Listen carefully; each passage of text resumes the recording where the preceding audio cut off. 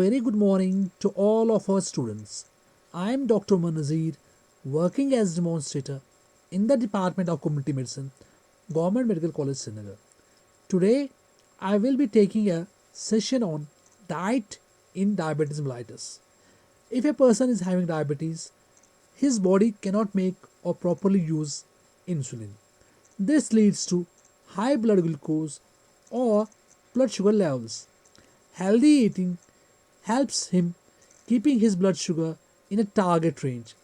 It's very critical part of the managing his diabetes because controlling diabetes by diet and as well as drugs is very much important in preventing the complications of diabetes.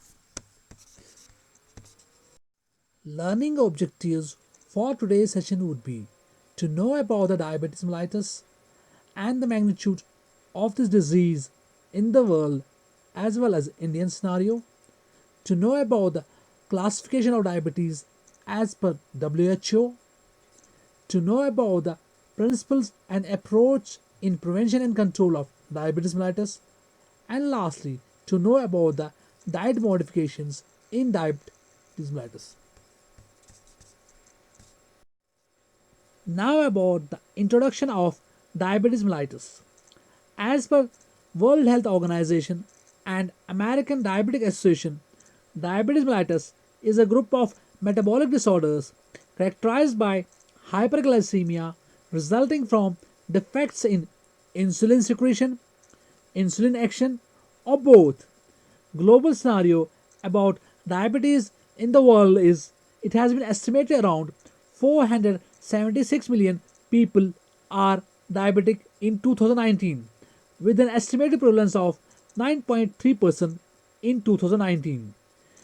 Indian scenario, it has been estimated around 72.96 million people in India are diabetic as of October 10, 2019 as per India study. India is an influential hub for the global diabetes epidemic with the second highest diabetic population in the world. With this trend, India would be home to 123.5 million people with diabetes by 2040. India would be also named as capital of the world for diabetes. Prevalence of diabetes in urban areas of India is around 10.9% to 14.2%, and in rural areas the prevalence is around from 3% to 7.8%. Prevalence of diabetes in J&K has also been estimated around 10.4% in elderly population more than 60 years of old in Kashmir division in some studies. The WHO recommends the following classification of diabetes mellitus. Diabetes mellitus type 1 or insulin dependent diabetes mellitus, type 2 or non insulin dependent diabetes mellitus, malnutrition related diabetes mellitus, other types secondary to pancreatic, hormonal, drug induced, genetic, and other abnormalities. Next to them, impaired glucose tolerance and gestational diabetes mellitus. Now about the epidemiological determinants and risk factors of diabetes mellitus. A rapid increase in the rate of globalization has led to swift exchange in terms of population, dietary products, dietary patterns, technology, and cultural practices across the globe. Following a meta analytic study, the following independent risk factors are recognized in Asian population. These are abdominal obesity, unfavorable change in diet and lifestyle, cigarette smoking, impaired pancreatic beta cell function, childhood malnutrition, air pollution, viral hepatitis, blood disk and tuberculosis. And there are some non-modifiable risk factors that are age and sex, genetic factors, race, and ethnicity. Now about the principles and approach in prevention and control of diabetes. As diabetes is becoming more and more common among young in India, it's imperative for a country like India to prioritize measures to prevent and control the disease where we can find wide access to diverse food habits and lifestyles. The population approach should mainly focus on creating environment which promotes healthy eating, physical activity, working and playing, also make provisions for healthy choices. That's why we must apply all levels of prevention to control epidemic of diabetes in our country. In primordial prevention, we must be encouraging health enhancing behaviors such as participating in lifestyle exercise, healthy eating, yoga, avoidance of health harming behaviors such as smoking, excess alcoholism, and binge eating, especially in children, and promoting health protective behaviors such as health screening at the community level and clinical attendance, where we must also screen non communicable diseases, especially diabetes, hypertension, cancers, and other chronic diseases. Now, about the primary prevention in diabetes.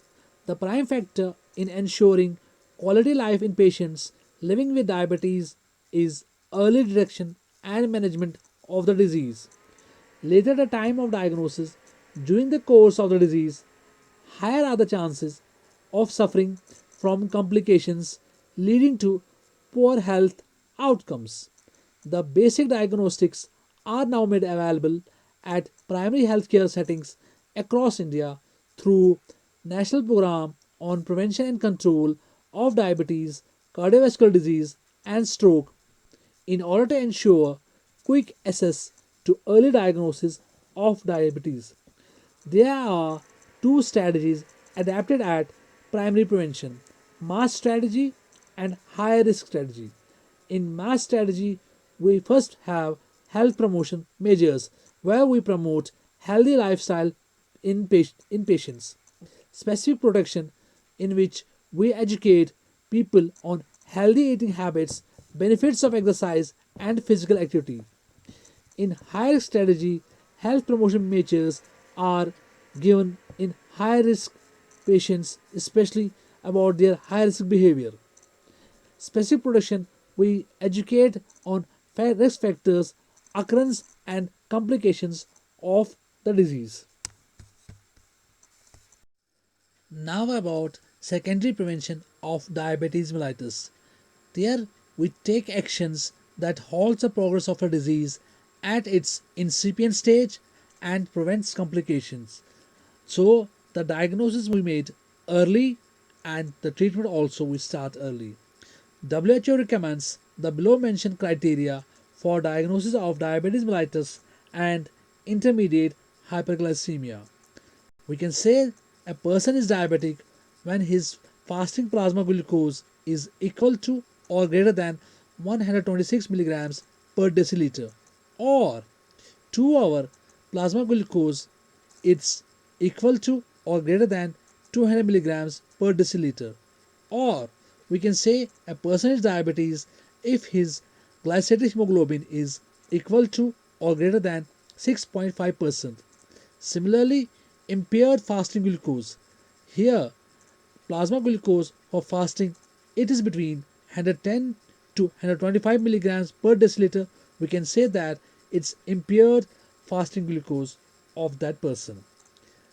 2 hours impaired postprandial, if it is greater than 140 milligrams per deciliter or to less than 200 milligrams per deciliter, we can say that it's postprandial impaired. Gestational diabetes mellitus. One or more of the following must be present: fasting plasma glucose of 92 milligrams per deciliter to 125 milligrams per deciliter. We can say that the pregnant lady is suffering from gestational diabetes.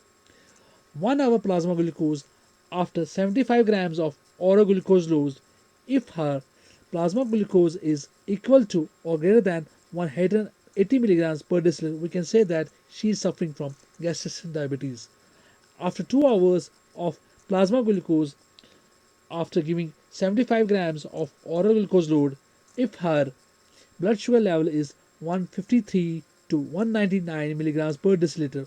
We can say that the pregnant lady is suffering from gestational diabetes as per WHO classification. Now about the tertiary prevention in diabetes mellitus. It's used when the disease process has advanced beyond its early stages. Here we take measures available to reduce or limit impairments and disabilities and to promote patients' adjustment to irremediable conditions. Interventions that are used in this stage are basically on disability limitation and rehabilitation.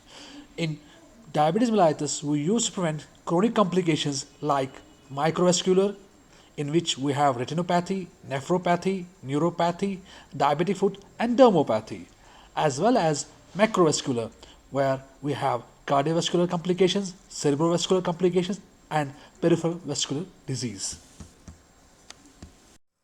Management of diabetes mellitus can be achieved by both non-pharmacological interventions as well as from pharmacological management. In non-pharmacological management, lifestyle modifications play a major role in control of blood sugar levels and diabetes. Nutrition is a very important aspect in management of diabetes mellitus.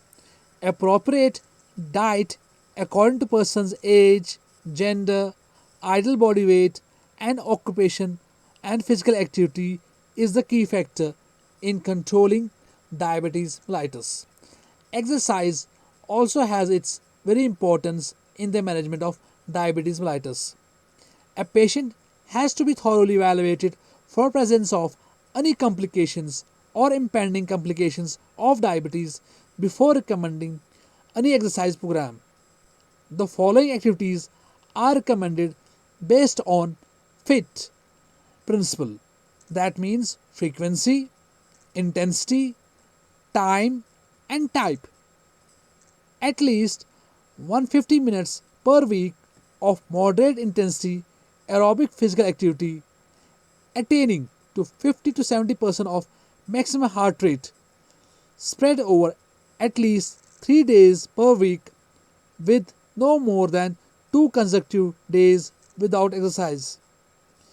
Shorter durations of vigorous intensity or interval training may be sufficient for younger and more physically fit individuals. Individuals should be encouraged to reduce sedentary time by incorporating 3 or more minutes of light activity every 30 minutes during prolonged sedentary activity. Flexibility training and balance training are recommended 2 to 3 times per week for older adults with diabetes. Now about the pharmacological management, that's drugs which we often give in diabetes mellitus. They are sulfonylureas, bugonides, DPP-4 inhibitors, alpha-galactose inhibitors, SGL2 inhibitors, incretin mimetics, thiazolidine dionones, and insulin. Now about the very important aspect of the session, that's diet in diabetic patients. Diet plays a very important role in the management of diabetes mellitus as it is one of the vital components in diabetes control. Besides the medical, exercises, and behavioral aspect of treatment, diabetic diet should be individualized based on nutritional status of the patient and to meet the dietary goals. That's supply of optimum nutrition for basic requirements, provide calories for maintaining ideal body weight and allowing normal growth and development in case of children, to maintain normal blood sugar levels throughout the diabetes status, to achieve optimal lipid levels, and to minimize acute and chronic complications of diabetes mellitus. Now about energy requirement in adults. The energy requirement of adult patient is governed by their present body weight and need to maintain a desirable or ideal body weight. Ideal body weight is equal to height in centimeters minus 100 into zero point 0.9. The following calorie requirement in kilocalories per kg ideal body weight is recommended. Activity level, it will be sedentary or moderate or heavy, depends upon the activity level of that adult, and it has been distributed in three weight bands: underweight, normal, and overweight. If the person is sedentary, if his weight is underweight, he requires 35 kilocalories per kg body weight per day. For normal, it's 30 kilocalories per kg body weight, and for overweight is 20 to 25. In moderate activity level, it remains 40 for underweight, 35 for normal, and 30 for overweight or obese. For heavy level activity, it remains 40 to 45 for underweight. For normal, it remains 40 kilocalories per kg body weight, and for overweight or obese, it remains 35 kilocalories per kg body weight. This was about the energy requirements as per weight.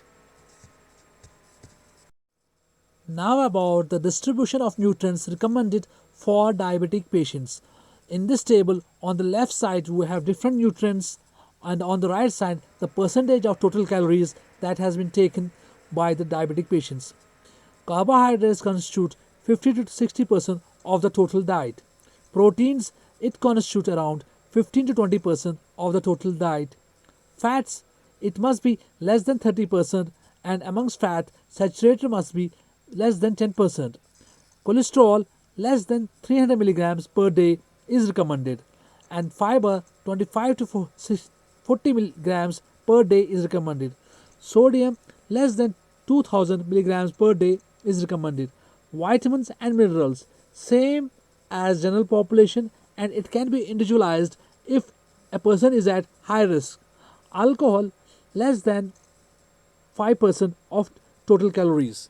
This was about the distribution of nutrients recommended for the diabetic patients. Lastly, before concluding today's session, some important points to be remembered in diet of a diabetic patient.